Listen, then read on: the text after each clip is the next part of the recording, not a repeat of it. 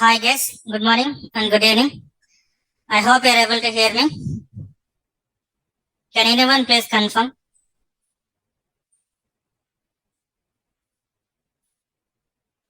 Okay, perfect.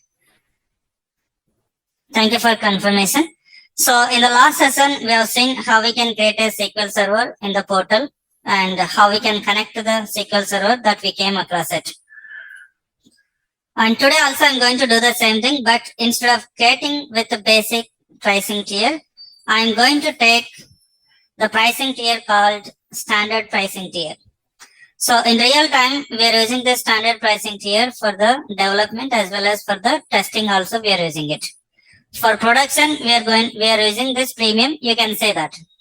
So what kind of configuration you are using for your SQL server, you can say we are using standard pricing tier for the pre-prod, and for prod we are using the premium, you can say that. So development also you can say same standard. This standard is budget friendly. So whenever you require, you can take more compute, and whenever you don't need, you can downgrade your compute. So that is the beauty of your Azure. Okay, so standard is budget friendly.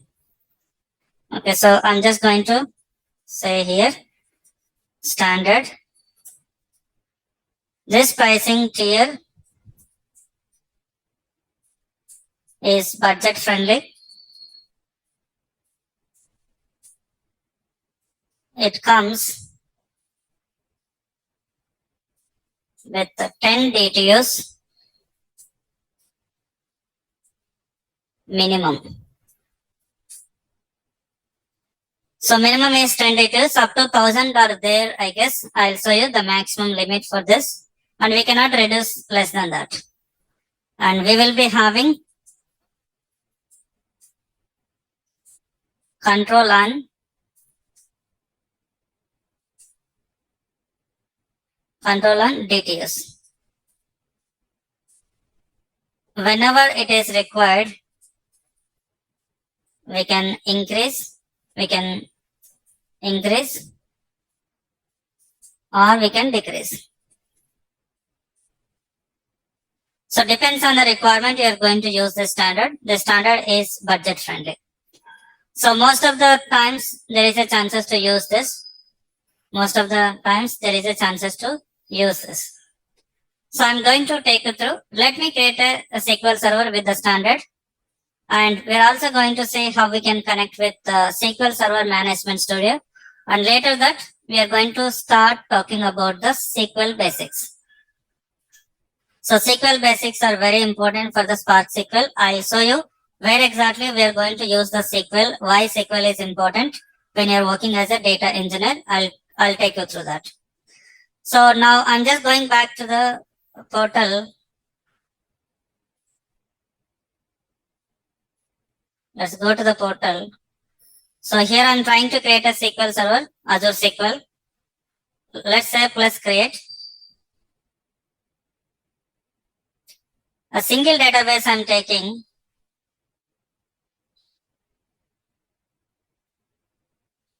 So here, let me create a separate resource group. Once my session is completed, I'm just going to remove this resource group to reduce the cost. Let's take a Bhaskar-dev is my resource group. And database name, I'm just going to take my database name is source. My database name is source. And server name is required. I'm just going to create a separate server. Create new. Bhaskar SQL 123 is the name of the server I'm taking. It's available. Let's take a Central India. We already come across all this stuff. Let's go for SQL authentication. Bhaskar, and provide the password and confirm the password. Let's hit OK. Now server is available. I'm just taking a development here. Let's go for configuration of the data storage. I mean to say compute and storage. So here, instead of going with the general pricing tier, even from the vCore budget friendly pricing tier is general purpose. And from the DTU, the budget friendly pricing tier is the standard. So we can take the standard pricing tier from the DTUs in order to go for budget friendly, or you can go for the VCore even if you want. But in my case, in my project, we are using standard pricing tier for the pre-prod, and we are using premium for the production. So depends on your requirement, you can choose them. Depends on your requirement, you can choose whatever you require. Now here I'm just going to take standard. When I take a standard, how many DTUs are coming? By default, it is giving 10 DTUs. In the yesterday session, we don't have a control on the number of DTUs. But now we have a control on the number of DTUs. I can increase this. So basically, in my case, what happens is, whatever the changes that we have done, that we are going to test in the pre-prod. We used to test in the pre-prod. So I mean to say pre-prod environment. So to test, if I run the data factory pipeline, it is going to read the data from the outside and is going to load the data into the pre-prod database. It is going to, my data factory job is going to read the data from outside systems and is going to load in the pre-prod. So this pre-prod is my system. Okay, so if I have a 10 DTUs, since I'm having more volume of data, it's going to take very longer time to load the data. So very starting of when I joined this company, it used to take longer time. When I run it, it is taking longer time because I didn't get this information. So even 8 hours is completed, still my job is continuously, it is running. So since it is a pre-prod, no one is asking, because if it is a pre-prod, many people will come and ask why job is taking longer time, what happened. So high alert will be there if it is a production. But if it is a non-prod and you only can see that, you only can look into that. Okay, so no one is going to look into the pre-prod. So that is fine. So once it is completed even 8 hours, and finally I connected the person who gave the knowledge transfer to me, and I asked him why it is taking longer time. Is that taking usually 8 hours? But basically production is taking less than an hour to finish it. Here it is taking a very longer time, even though we are having less volume of data. I asked him, then he told, basically when you go for pre-prod, we are having a budget friendly pricing tier. And the budget friendly pricing tier comes with a 10 DTUs as a minimum number of DTUs. And if you wanted to run your ADF pipeline or ADF job, then you need to increase this number of DTUs from S0 to S4. From S0 to S4, you need to increase, he told me. So to get this S4, you have to say 200 DTUs. So there is a lot of difference between the number of DTUs. So 10 DTUs and 200 DTUs is uncomparable. Okay, so there is a lot of gap. So when you have a 200 DTUs, then you can run the job. It will take 1 hour or more than 1 hour, it will take, he told me. And even if you increase a little more, you can do it faster. But the restriction is that we can go and increase, but unspecified policy is do not go for greater than 200 DTUs for the pre-prod. So try to keep that up to 200 DTUs only. Okay, so that is what the limitation we are having. And sometimes even I exceeded this 200 DTUs and I brought it down. I'll tell you that as well. So what we can do is we can increase from the 10 DTUs to 200 DTUs. Basically, this is a database administrators or Azure administrators are going to take care. You can raise a ticket to increase the compute, and they will increase the compute. Once they increase the compute, you can complete your work. Once your work is completed, then you can request them to close the ticket. Okay, so that is one of the way. But pre-prod is going to get too many times, right? There will be chances to check in every week or every couple of days, something like that. If you have, then we cannot raise a ticket every time. We cannot raise a ticket. Okay, so they will give a privileged access. Okay, so what is a privileged access? I'll tell you. Okay, so a privileged access, that access is going to allow you to change the configuration of the database. Okay, so if you don't have a privileged access, you cannot increase the compute power, and even you cannot run the pipeline in the production, especially in the pre-prod everyone can run it, but when you go for production, if it is having privileged access, then only can do it. So that's not a big deal. They will show how you can get a privileged access. The people who are giving knowledge transfer, those people are going to show you how we can get a privileged access, because this kind of activities everyone is not going to do in the real time. So very specific people or few people, the situation, if situation demands, then you are going to do. In my previous companies, I didn't come across anywhere to increase the size of the database or to decrease the size of the database, or even to run the pipelines from the production also with privileged access. So without privileged access, I have run the pipelines from the data factory, but I didn't come across anywhere to change the database configuration. But in my current company, I am the only individual developer. So because of that reason, I have to take care of few things even from this side also. So I increased from the 10 DTOs to 200 DTOs to run my job. Okay, so just for understanding, I'm just showing here. Just for understanding, I'm showing. Let's increase this. You can see 200. When I say 200, just observe here S4. What is the cost here? 28,000 is the estimated cost for your database.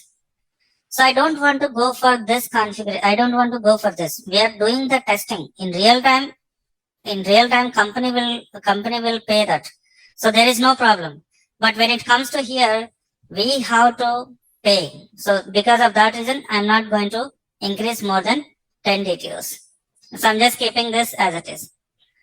And just imagine, let's say for example, if I keep up to 200 DTOs, I can store the data up to 250 GB. Okay, now here I'm not having the data basically. Because of that reason, you can have it with the same number of DTOs basically. If I change this size of the database, what happens is this DTO is also getting increased.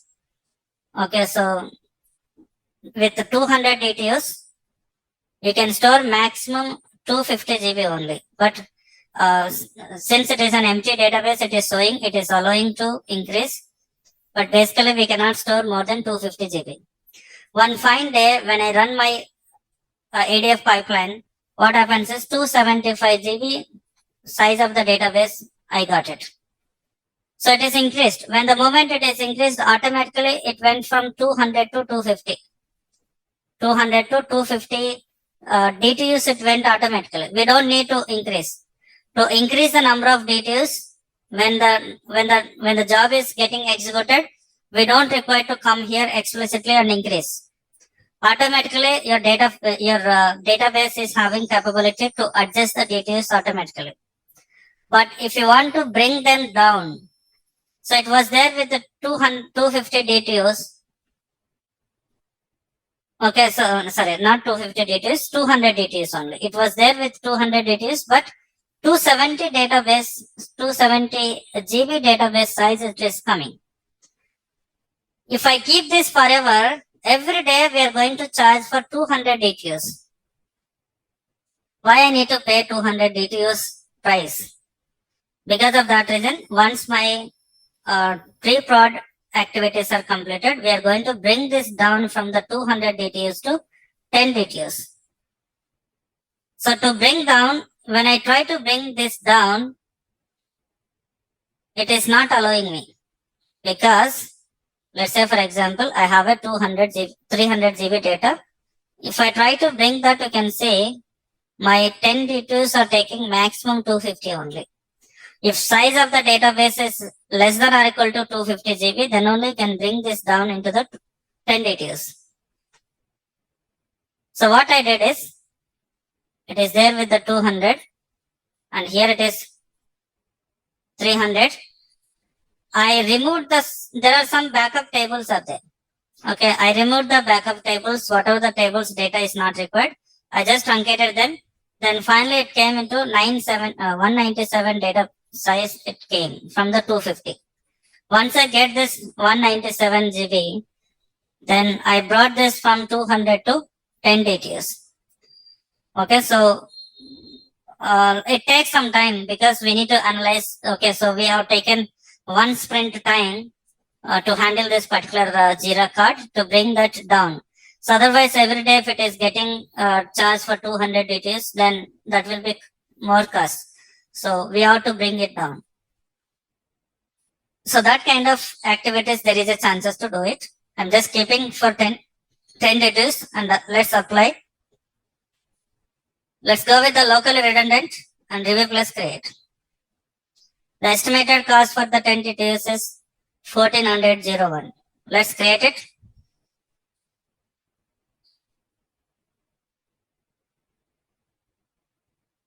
So this is more enough for practicing to have a SQL Server creation.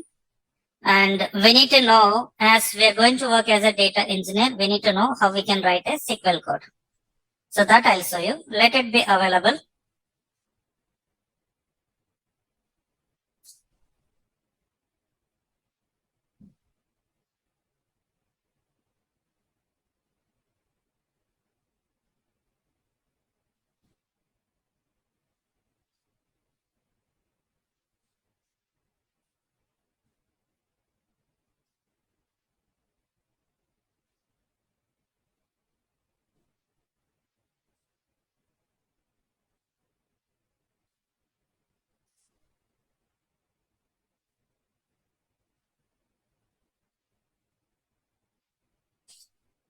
Yes, Rene. After the practice, you can remove the resource group for avoiding more cost. Better you can remove. Even I do the same thing.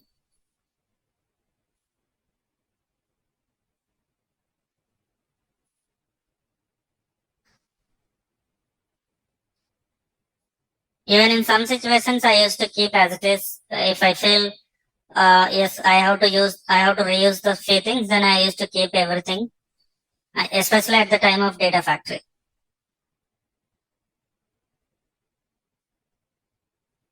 DTS means database transfer units. The database transfer units is going to come up with the compute plus storage.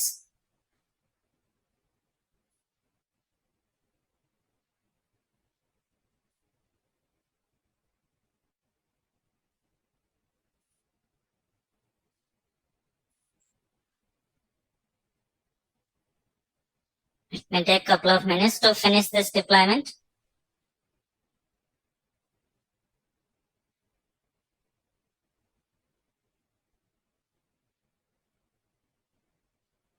Let's go to resource.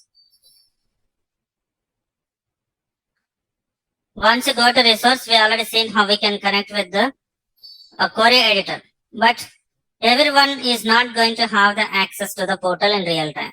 They don't give the access to the portal. If they don't give the access to the portal, then how you can connect to your SQL Server database?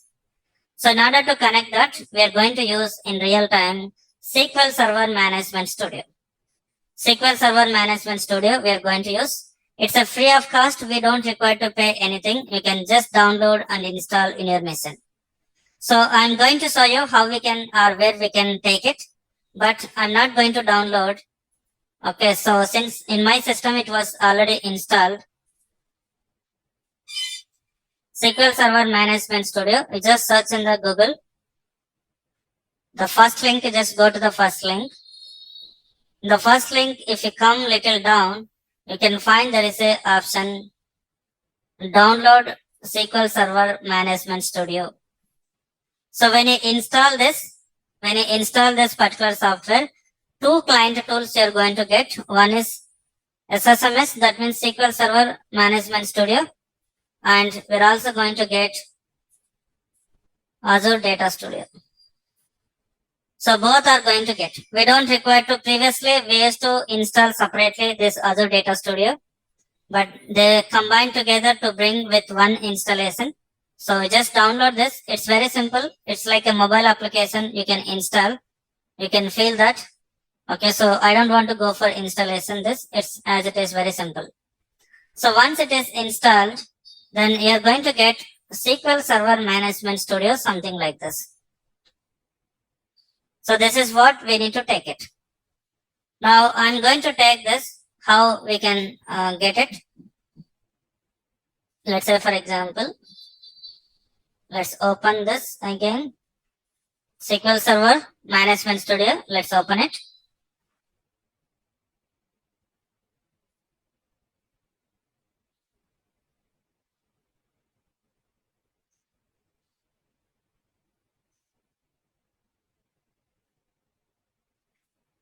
So server type we need to take. The server name you can find from here. From the source data, from the database, from the portal, you can see there is a database name. So someone has to give the server name to you in real time, because if you are very new to the project or if you are new to the company, then definitely someone has to provide all the source details and target details along with the connection details. Okay, so here I need to have a server name to connect to the SQL server. I'm just going to take SQL server, Bhaskar SQL 123.database.windows.net. And authentication, I'm going to take SQL Server Authentication. Because while setting up this particular server, I have taken SQL Server Authentication and I'm taking a login name and password, whatever the password we provided at the time of creating the server, that password we need to provide. Let's say hit and connect. So it is not allowing to connect. The reason why it is not allowing you to connect is at the time of configuration, I forgot to add client IP address. So in real time, someone is going to take care. You no need to worry about it. Adding IP addresses is not our job. Adding IP addresses to the SQL server is not our job. Okay, so some network administrators, some different people are going to take care. So you can raise a request to get the access. Okay, so for now, I'm just going to do it from my side. Set server firewall. Select a network. I'm just going to add my client IP address. Let's save this. At the time of creating, there is just a checkbox S. Then you can select it. It is going to be added. Let me hit and connect again. Now it is getting connected. Let's expand this. I have a database called source database. I don't have any table here. I don't have any table. So I wanted to create a tables here. Okay, so I wanted to deal with the database. So why we are going to use this? Because to deal with the database, we are going to use in real time before saying is the query is working or not, before using in the data factory.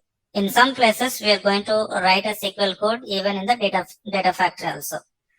So where exactly it is very important for us to know a basic SQL, at least a basic SQL. Okay, so but you can feel that medium level of SQL you can get here throughout the course. I'm going to touch wherever it is possible. I'm going to touch that. Okay, so SQL is very, very simple, guys. You can easily understand. That's not much difficult. So start doing the practice from today itself. Okay, so how we are going to deal with the database? We connected it. I wanted to create a tables. Are we really going to create a tables in real time? In database, there is a less chances. But in Databricks, there is a chances to create it. So that is what we need to. In Databricks, we are going to write the SQL called Spark SQL. Okay, so check with your friends, the persons who are working in the Databricks. Definitely, they're going to make sure to have a knowledge or have a experience with the Spark SQL also. So 100% we are going to use in the Databricks. And PySpark. So in PySpark, we are going to use the Python. Here we are going to use the Python. and here we are going to use the SQL.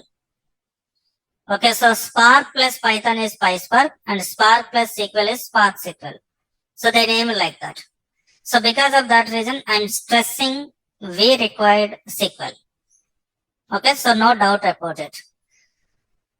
I'll show you where we can get it in the data bricks. I have a Databricks. I'm just having, you can see here, this is the Databricks. So in this particular case, you can see this is what type of code it is. Here is Python code. This is a Python code. Okay, so it's very simple. Okay, even if you don't think Databricks is very difficult or very tough to know it's very simple. There is most of the things that we are going to reuse. So reusability is more, and you can say this is also is a Python. You can say this is also is a Python. And if you observe here this particular place, I'm having a SQL code only. This is a SQL code only. There is nothing different. We're writing only select statement. Select from table names, and I'm applying the joins, I'm applying the group by, since we're having the aggregations and so on. So that means this is a SQL, Spark SQL. If you want to write this, then definitely you need to have some idea about it. So you can also do the same thing with the Python, but I feel it is a little difficult if I go completely with the Python. So if you can write a notebook,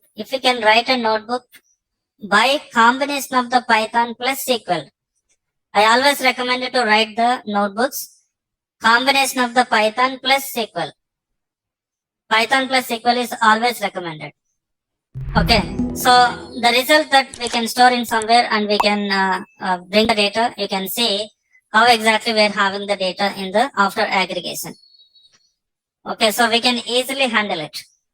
So to make you understand in the Databricks, to make you work in the Databricks as a Spark SQL in your notebook, then definitely, so this is a SQL guys. Up to here it is a SQL basically. But we are using this in the Python. In the Python, we are using the SQL statement. Combination of the Python and SQL is very important at the time of working. Okay, so only Python, we don't do it. Only SQL, we don't do it in the Databricks. Always the combination is going to be happen. So just follow me. Databricks, of course, is not yet started. When I start, you can feel how simple it is. Now, here my intention to show this Databricks is how important your SQL. That is what my intention here. Now let's come back to your SQL Server Management Studio. I wanted to create a table. So if I wanted to create a table, then how we can create it? Okay, so just give me a minute. I'll take some note, especially because I don't want to spend a lot of time to show you how we can create a SQL Server tables. I have a pre-script. I'll take you through that. I'm just trying to identify where it is available.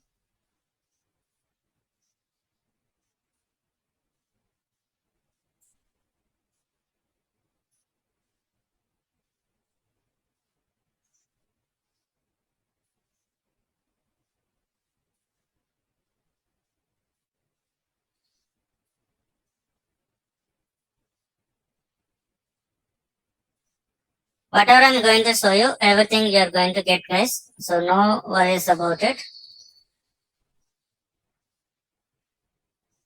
Okay, I got it. Now I hope you're able to see my screen. In order to deal with the SQL Server, we required, the reason why I'm taking this is because we don't need to type all these things. It's going to be time taking process and waste of the time. Okay, so a few things I'm going to explain theoretically, and most of the times I'm going to, if it is a writing a script, most of the times 90% I'm going to type the code in front of you so that you can do how exactly I'm preparing the code. I'm going to show you. Even see here, this is a SQL code only. Okay, so here you can see again one more select statements are there. maybe some of you may be aware of SQL, but this particular few sessions is specifically for every beginners. Okay, so the people who are not aware of completely SQL, or if they have a basic knowledge, for them definitely it is required. And the people who are already having better knowledge with the SQL, maybe a few things maybe you may know. I mean to say, you may not know few things, but definitely it will be helpful. It will be like revised. And if you're already having well enough experience on SQL, you may feel some bore, but still we are expecting support from your side. That's fine. Let's come to here.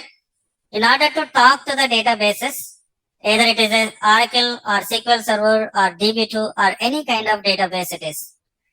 Even if it is a Azure data warehouse, still we required SQL. Okay, so Synapse SQL or Oracle SQL or SQL Server SQL, everything is going to use. So it's in order to interact with the relational database, we are going to use SQL, that is structured query language. That is a structured query language.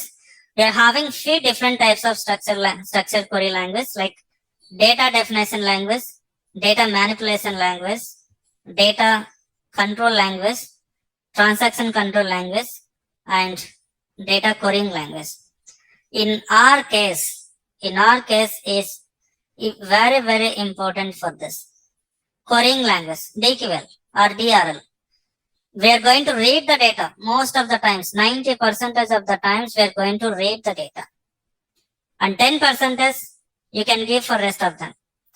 And this is also is important in some places. There is a chances to create a table. If at all, if they give a opportunity to create a table, there is a chances to work with the DDL also. I'll tell you why we need to go for DDL, because in SQL Server we have a select star into, but in Databricks we don't have a select star into. Because of that reason, we always like we can go with the table definition first, then we can load the data on daily basis. Okay, so some situations they are going to allow you to create a table also. So because of that reason, I'm just keeping 1 star. And data manipulation language, there is some chances, very, very less chances I can say to use this. So we can ignore even. This is not required, and TCL also is not required for us. So we are not going to see them. So these two, I'm just going to give the brief idea how exactly it is going to be there. But this is very, very important for us. So reading the data from the tables. So reading data from a single table, reading data from multiple tables, and how we are going to read, we are going to see. Slowly I'm going to ingest. And let's talk about first data definition language, DDL. Data definition language is used to define the database schema and create database objects. So if you want to create a table, we need to use the DDL. If you want to create the database, then we need to use the DDL. If you want to create the indexes, or if you want to create the constants, we need to use the DDL. So ignore about how we can create indexes, constants, but views, tables is okay, that is fine, that we are going to see. So when you go for DDL, these statements there are chances to use. What statement is? Create. So create means creating a table. To create a table, we are going to use the create statement. To create a database, we are going to use the create statement. I have created a table with 5 columns. Just imagine. 5 columns I created. But my business requirement is asking you to add one new column. This kind of requirement very frequently we are going to get in the Databricks or in the SQL also. So forget about SQL. If at all, if you're not having privileges or access to create, but in Databricks, there is a chances to add a new columns to the notebooks. So if at all, if you wanted to add a new column, then definitely we are going to use the alter statement. So alter in Databricks, in different way we are going to do. In the database, I'm going to show you how we can alter the columns if you wanted to alter it. So alter means we can add a new column, we can modify the column name, or we can modify the data type also. We can change the name of the column. Modification means, and we can change data type of the column, or we can add a completely new column by doing the alteration. And there is a one more statement, that is drop. This drop is used to drop a column from the table. Okay, so from the table, we are going to drop a column if you wanted to drop, if the business requirement demands to drop. So basically, this kind of activities we don't do in real time most of the times, but it's not a challenging. It's a simple only. So I'm going to talk about first DDL, then I'll come back to other place. Let's observe here how exactly the data definition language I'm having. Data definition language is a type of SQL language that is used to define the structure of the database. Okay, so structure of the database means tables you can create, indexes you can create. So objects we are going to create in simple way. Okay, so we can create or modify the structure of the objects. In order to do that, we are going to have a create, alter, drop, and truncate. Now I wanted to create a table. Okay, so let's say for example,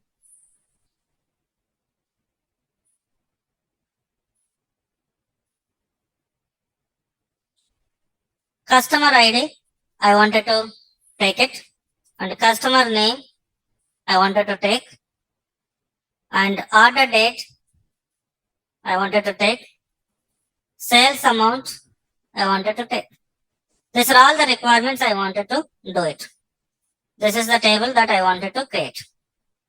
So to create a table with these columns, then what type of data you are going to store in the tables, in the columns? What type of data here you are storing? What type of data you are storing here? Here what type of data, and here what type of data? So when you see this, you can feel this may be alphanumeric or this may be numeric. So here I'm going to take the numeric, numbers. Only numbers I'm taking. This is a name. Name is 100%, it is a text values. So date means it is a date. And sales amount means it is a currency. So you can feel what kind of data you're storing here. So what kind of data that you're going to store as part of the storage is going to decided by the data types. So data types important even in the Databricks. Okay, so I'll just go through this. I don't want to take you through all of them. So here at the higher level, I'm just going to take the character data types. We have a char, varchar, and varchar text data types. But in the Databricks, we are going to have a data type called string data type. Because Databricks follows MySQL standard. So here it is a SQL standard. It is, you can use the varchar in place of the string data type. Okay, so I have a numeric data type to have the numbers, and I have in the numeric data type, what types are there? Int, big int, and float. You can see it. This is a numeric data type. So I'm just giving an idea. This is a numeric data type, and this is a text data type. That means this one character data types. And next is date and time data type. This particular column is date and time data type. Of course, it is outdated. That is true. Duplicated your text data type and date time, and we have a money data type also. Somewhere I may give it. It's not available. That is fine. I'm just going to give here itself money data type to store money. You can use float or you can use money. Basically, I used to go for money data type. So this particular place also, I'm going to have a numeric data type. So just go through them. It's very simple. No need to remember all this part. Okay, just for out of the range, these things. So minimum, if you know this data type, this is more enough. You can take the help of your, what we can say, your Google help you can take and you can do it. That's not much difficult. So now I'm going to create a table, create table name. Okay, so somewhere maybe I may have a syntax also here. Yeah, this is the syntax that I'm taking. It is used to create a database objects such as tables, views, indexes, and constants. Okay, let me take out this text since it is a deprecated.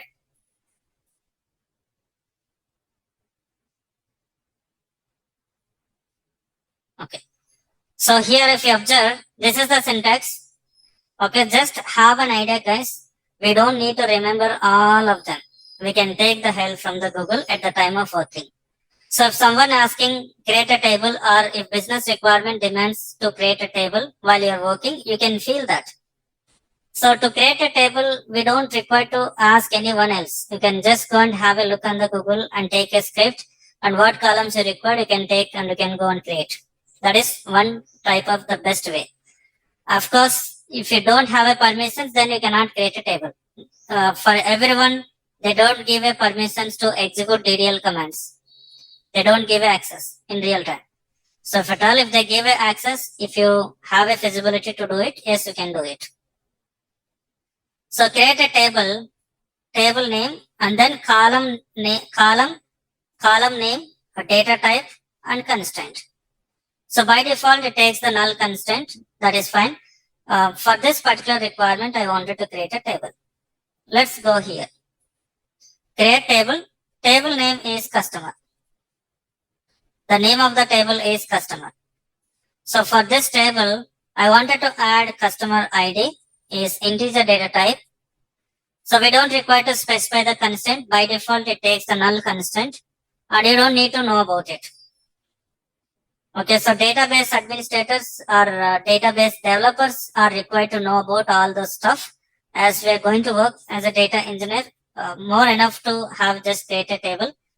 And once you have some experience, you can get update even with the constraints also. Like primary key, foreign key, a default. Okay, so those things are the constraints. Now, I need customer name is varchar 30 I'm taking, the size of the column also I'm taking. So this is the syntax that you need to go and use varchar. In Databricks, in place of this, we are going to use the string data type. That also we are going to see. And the next column is what? Order date. Order date is going to be date and time I'm going to take. You can have a date data type or we can also have a date time data type also. And we need to give a comma separator for every column. And then the final column is sales amount. Is money data type. So I just tossed here numbers, characters and date time. I mean, it's a date data. Let's execute this. In SQL Server, in order to execute this, select this statement and execute on this execute. Now table is created. If we expand these tables, expand the tables here.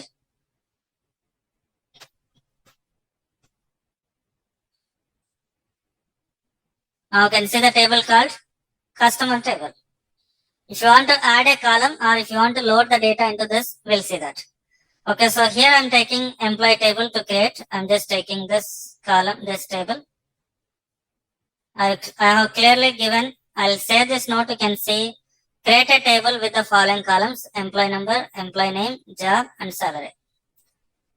So here employee number is integer data type, employee name is a text data type, job is a text data type, salary is a money data type.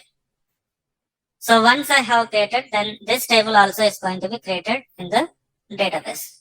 So to see, just select this tables folder and hit on the refresh.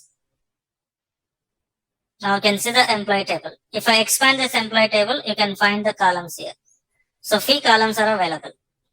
Now if I wanted to alter the columns, if you want to alter the columns, you can use the alter statement. So here I wanted to add a new column to the employee table. So email address, I wanted to add it. So this is the syntax that we can use. We can use Control R to get output and hide it. Press Control, do not release the control, and press the R whenever you want. Okay, so I just wanted to keep this, alter this table. So add will be used to add a new column. So here my intention is not remember this syntax. No need to remember the syntax. My intention is you should know how we can alter a table. If you have that thought, then you can search in a Google. If you don't have an idea, then even you cannot use the Google properly. Okay, so at the time of interview, no one will ask you how we can create a table. No one will ask you how we can alter a table. In real time, they're going to ask a select statement. Not all this stuff. Okay, but at the time of working, there is a chances to have to do this kind of things. If at all, if you're having a permissions. Let's add this column and email address will be added. Just select these columns and refresh it. Now you can see the email address. And if you want to modify the size of the database, size of the column size, then you can use this. Same alter statement, alter table name. So what do you want to alter? I wanted to alter the column, alter column. Last time I added add. Here I wanted to alter column. Previously this data size is what? 30 here. If you see here 30 I'm having in this particular case. Now I'm going to increase this to 100. Let's take 200. Now if you refresh it, you can find 100 size here. You can see the difference. If you want to remove the column, you can use the drop statement. I'm just removing the same existed column itself. We can also remove directly from here also. Okay. By using this UI also you can do it. But with coding, you can drop the column like this. Drop column name. Now this column is not going to be available. You can see email address is not available. So drop table in real time we are going to use frequently. If you're working with the stored procedure. If you're working with the stored procedure, not the main table, there is a temp tables are there. So those temp tables we used to remove many times. Okay, so I'll explain at the time of stored procedures. Well, if I need to use the stored procedures as part of the data factory, I'm going to show you how we can use this drop table statement. Again, I'm repeating, do not drop the main tables unless there is a specific requirement. Okay, so I came across many times the stage tables as well as even temp tables, but main tables do not drop it. Okay, so now I wanted to drop this employee table. This entire employee table itself, if I wanted to drop, then you can use drop table name. If it is a temp table, you will be having as. That as indicates that is a temp table. Frequently, we are going to create a temp tables, and I'll tell you why we need to have a temp tables. Let's execute it. No table will be there if you refresh this tables folder. Employee table is not available. And truncate will be used to remove the data. Only data is going to be removed, but table will be available as it is. Now again, I'm going to create the same table. Okay, so since I'm already having the customer table, I can use the customer table itself. I don't need to. Okay, better we'll go with this table itself. Same employee table, I'm just taking it. I'm just recreating this employee table.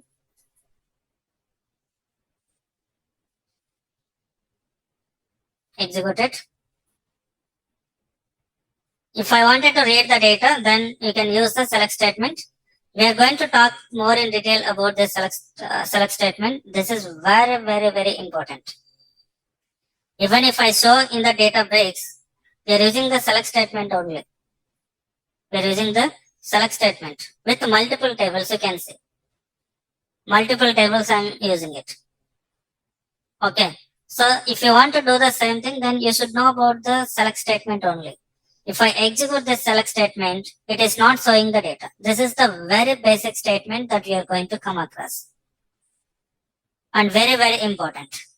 Even I don't feel even if you don't know how to create a table, but I feel sure if you don't know the table, if you don't know how to pull the data from the tables. So everyone should practice this select statement.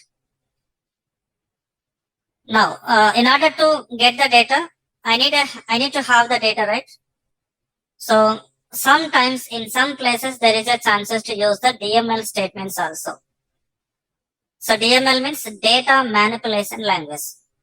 We have a insert, we have a update, and we have a delete. So this operation, there is a chances to do it. I'm just taking a overview of this. Again, this is not much important. Here, I'm just inserting a single record. If I wanted to insert single record in the table, I can use insert into table name and values. You can pass the values, whatever the values you wanted to take. Let's execute that. Now, if I execute again this select statement, you have to select whatever the lines of the code you wanted to execute. Then go for execute. Now you can see there is a one record. And I wanted to alter the table. I wanted to alter to add a column. Okay, so I'm just taking here. After adding a one record, I'm just adding a new column called commission. If I select star from table name, now you have a commission is null. For existing records, it is going to be null. And if at all, if you are getting the new data, then you are going to have a commission for that. Now I'm just going to insert the data into this particular place again. For employee ID, employee name, job, and salary. If I try to execute this, then it is going to give an error.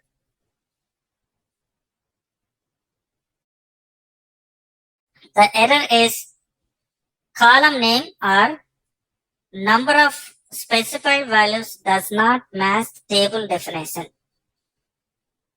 Your table definition is having some number of columns, 1, 2, 3, 4, 5. But how many values are passing here? 4 values only are passing.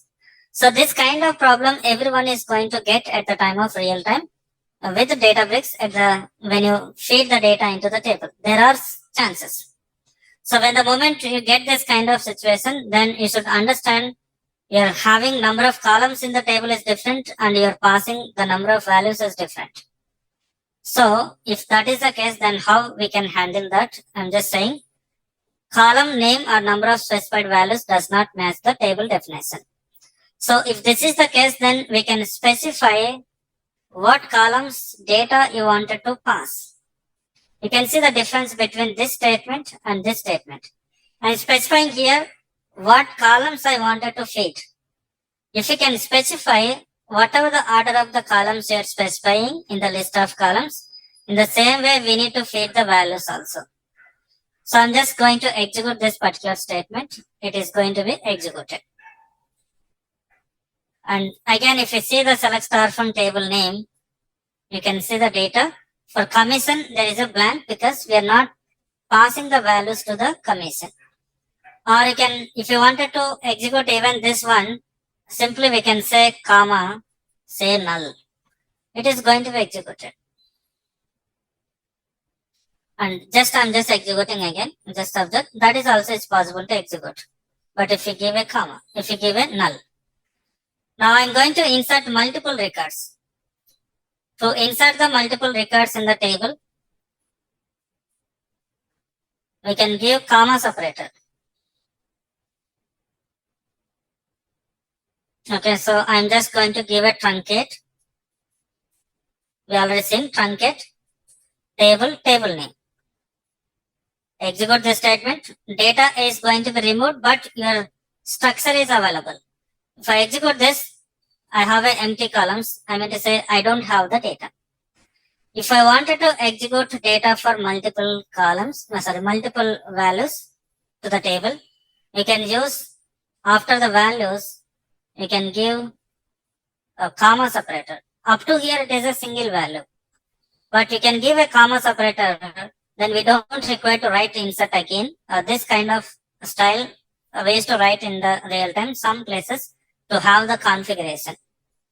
Okay, so let me execute this. We are going to have a 3 rows in the table. If I re-execute this select star from table name, you can see the data here. So that is about how we can insert the data into the table with multiple records. And this is also very, very important, inserting data from another table. This is very important at the time of working. In the real time, where it is very important. At the same time, there is a chances to ask in the interview also. I don't think they will ask in the interview, but definitely there is a more chances to work at the time of working. So creating a new table, I'm just creating a new table here. The way we created an employee table, in the same way, I'm creating a new table called EMP table. So data type is there already. Same to same, there is no change. Same columns I'm taking. Let's execute it. Now table is created. I wanted to see the data from the select star from EMP. When I execute this, what happens is no data is coming. No data is coming. But employee table is having data. Employee table is having the data. So I wanted to feed the data from this table into the EMP table. In order to do this, on top of this, we need to write an insert statement. Insert into which table? Into EMP table. Insert into EMP table. Then we have to specify the list of columns. Whatever the columns it is returning from here, from the select statement, that list of columns we are going to give employee number, comma, name, comma, job, comma, sal, comma, commission. We are going to write this statement. If I execute this, it is going to feed the data into the new table by reading data from the another table. So at the time of working, especially in the stored procedures, when you have a temporary tables, we used to move data from one table to another table. So that kind of situation, we are going to use insert into statement. Now, if you see the data from the EMP table, select star from EMP, you can see the data. You can have the data here. Okay, so that is what I'm having here. And I have an update statement and delete statement. Okay, so we can finish. Just 2 to 3 minutes I need to talk about this update statement. So update statement is just to update the data in the table. So when you update, guys, keep in mind to go for update and to go for delete. Are we deleting all the data or are you deleting any specific record? Try to have the condition. Try to have the condition when you go for the update and delete statement. So here I wanted to update a single row. So that means for this EMP table, what is the salary of the first 100? Commission is 100. Let me take, I think employee table is not having 100. That is fine. Okay, so 102 employee salary. What is the 102 employee salary is 2000. Commission is 500. So I'm just going to update this. I'll talk about this condition, guys, at the time of select statement. So here my intention is how we can update it data if you want to update it. If you want to update, how we can do it. If you go for data factory, we don't require to write this statement. We don't require to write this statement to update it. So mostly to update what kind of columns we're going to update is in real time flags. Okay, so flags will be there. There is a chances to update the flags. If it is with the data factory, we don't need to know about this statement. You can use the update statement to update a single value. And if you want to update multiple columns for a single row, multiple columns with comma separator, you can execute and you can specify the condition, what condition you wanted to have. And to go for multiple rows, you can update multiple rows, but this is very, very dangerous operation. Don't go for this. So avoid updating. So don't update. Because of that reason, they don't give a permissions to update the data in the tables. Okay, so they will restrict. Database administrators are going to restrict it. And delete is used to remove the data from the table. You can remove a single row, delete from table name where employee number is 100 or where commission is null. And if you want to remove all the rows, then you can say delete from table name. So the reason why I'm not concentrating on the delete and update, mostly we don't touch that. They're dangerous operations. They don't give the permissions first of all. Okay, so mostly there is a chances to insert the data and there is a chances to create a table. Okay, so these two are more enough. Just have a look how exactly I just come across this create table and how alter the tables and how I feed the data into the tables. Because configuration, there is a tables called configuration tables. We have to create from our side. They are not data related tables. They are metadata related tables. But as a data engineering, 100% you have to concentrate on the data querying language. This is very, very, very important. This is very, very important. It is used to pull the data from the table. If I have a table, from here I'm going to slow, guys, because whatever I explained previously, I mean to say last 20 minutes, that's not much important for you. So because of that reason, I just gave the overview. But from here, it is very, very important. If I wanted to read the data from the table, or if I wanted to read the data from the view also is important. They will ask what is the difference between table and view. Okay, so I'll talk about it. It is used to read the data from the table or view. To read from either from the table or view, we can use select statement. So when the moment you get a select, then keep in mind we're reading the data from the table or from the tables. So the basic syntax of the select statement, you can see here, select, and then I have a star. Later the star, we have a list of columns from table name or view name. When you read the data from the table, then you are going to give a table name. When you read the data from the view, then we are going to give the view name. Okay, so here, when I show the data breaks, I'm having v fact cells. That is a view. It is not a table. It is a view. A temporary view also we can create here. So here, that is what I'm saying here. Select star from table name or select star from view name, or you can give list of the columns also. We can give the list of the columns. The complete select statement is this. Select list of columns or star from table name. Later you can have a joins if you have a joins. Then where class, then group by and list of columns here. Having condition. So condition is available for the where class as well as in the having class. At the time of interview, there is a chances to ask what is the difference between where and having. Where and having, there is a chances to ask in the interview. 100% in real time we are going to use. And order by is list of columns. It is going to add order. So order is also going to take a list of columns. So list of columns is expecting by using the group by and by using the order by.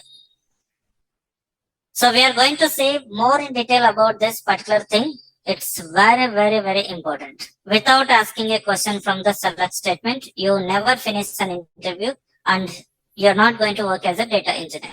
100% you're going to touch. Okay. So I'll talk about, I'll continue this, I mean to say this select statement for next 3 to 4 days we are going to have. Once this is completed, once the basics of SQL is completed, then I'm going to start talking about data factory. Okay. So don't feel this is little difficult. Okay. So just stay with me for next couple of days, so that we can easily get the answers for all these questions. And I'm stopping here. If you have any question, you can ask me.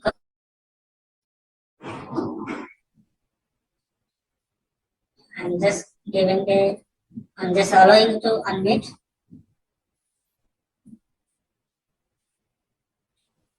Yeah, Kiran, you can ask me a question. Hello. Yeah, Kiran. Hi, sir. How are you? I'm not able to hear you properly. Able to hear me? You're able Please to hear speak me? loud, like I think you're your having voice is some, very slow. I think you're having some mic issue. Just a second. Yeah, tell me I what. have like one issue when I'm installing SQL Server. Can you please help me on that? Okay, so on-prem SQL Server, right? You're saying? Yeah. Okay, so we'll see that on tomorrow's session, how we can install. Guys, tomorrow I'll show you how we can install because don't practice directly with, I mean to say Azure SQL because this is going to be charged. So to avoid the charging, I recommended to practice with on-prem SQL Server. So I have an on-prem SQL Server in my machine. It was installed. I can connect and I can show everything from here. So tomorrow I'll do how we can set up this on-prem SQL Server. Do installation along with me on tomorrow. Okay, so whatever the options Like I'm going to I'm take, getting some error. I tried installing like few weeks back. So like I'm getting this error. mandatory to give certificate. Okay, which error it is? What error you are getting? Yeah, I'm reading. Like wait on the database engine recovery handle failed. Check the SQL Server error log for potential classes. Okay, so do one thing. Just go to, you'll be having control panel. Okay, Yeah. go to the control panel. If you have already SQL Server, this one. Okay, so you need to go exactly, you'll be having a bit. 64-bit option will be there. If it is 2017 or whatever it is, just select this one. If it is already installed in your machine, just do uninstall. Yeah, I did that, but still I'm getting the same error. That's what I'm saying. Just do uninstall. I'll see you tomorrow. Okay. I'll take your screen. You can install in your system directly. Okay. So before tomorrow's session, just make uninstall and do not install. I'll ask you to share your screen and you can do whatever you wanted to do it. Okay. So I'll tell you how we can set it up. Okay. Others also will follow the same thing. Okay. Okay. And there is some questions from the chat box. Can we create a table space from the Azure portal instead of SQL? You can do it even from the query editor also you can do it. But that will not say if there is any error, it will not give properly. We can do it. We can do with the portal also. Everything we can do. It's mandatory to give certificate for us. If you wanted to write a certificate, then you can do it. Otherwise, not required. How to connect PostgreSQL with Azure? I'll show you guys. I have installed in my system. I have a PostgreSQL PG admin. So in my case, I have a what I can say. I have a PostgreSQL. I'll show you how we can connect with Azure Data Factory. Okay. I'll show you that practically how we can connect with the Data Factory. We are going to see. That is about the chat box questions. And Kiran, Priyanka is having some questions. Yeah, I gave permission to unmute. You can unmute and talk. Priyanka. Yeah, that's it. Actually, the complete statement for the GQ report, right? In that, you have said that select from where group by having order by you have said that. So this Okay. is the order of group by and having and order We are by. going to see. We are going to see more in detail each and every line. Yeah, that's what I have. Actually, I need to learn this more. That's what I was discussing. We are going to talk more in detail. The next session is completely on the select statement topic. Okay. Yes, Jagdish, we are going to work with the database with ADF. Okay, so I'll show you how we can work with Azure SQL Server as someone requested to So with PostgreSQL, I'll show with PostgreSQL also. I'll share all this, guys. Okay, whatever the things are there. Once your payments are done, they will give a drive access to you. So I'm just going to keep this entire node. So you can just follow that.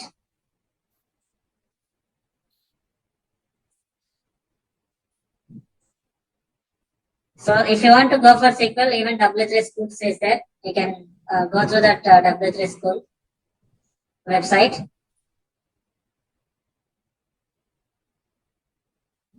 But follow with my note. Okay, so then you can go for anyone else if you wanted to elaborate.